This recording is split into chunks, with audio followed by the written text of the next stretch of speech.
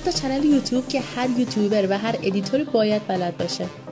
سلام، من مژده هستم. خوش اومدید به چنل من. امروز اومدم با معرفی 3 تا از بهترین چنل‌های یوتیوب که یوتیوبرها و تدوینگرا و ادیتورها دارن توی تدوین کاراشون ازشون استفاده میکنن بهتون معرفی کنم. اولیش اسمش هست تینک پوش مدیا.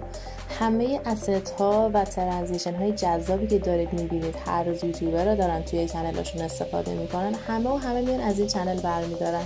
دیدی که خیلی هم جذابن. خود منم بیشتر وقتا دارم توی تدوینام و ادیتام از این استفاده میکنم.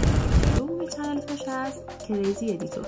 دیگه نیازی نیست از این سایت به اون سایت دنبال ویدیوهای پرده ثبت بگردید. تازه خیلیشون هم پولیان رو نمیتونید دانلود کنید، ولی از این چنل میتونید کلی ویدیو پرده ثبت جذاب و خفن دانلود کنید که خیلیاشون هم سه‌بعدی هست و توی ویدیوهات استفاده کنید.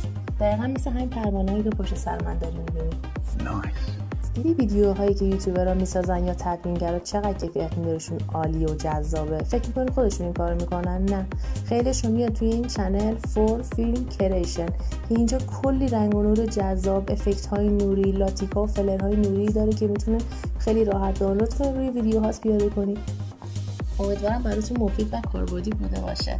ممنون میشم با لایک، کامنت و سابسکرایب حمایتم کنید تا افراد زیادی بتونن ویدیوی منو ببینن. مرسی.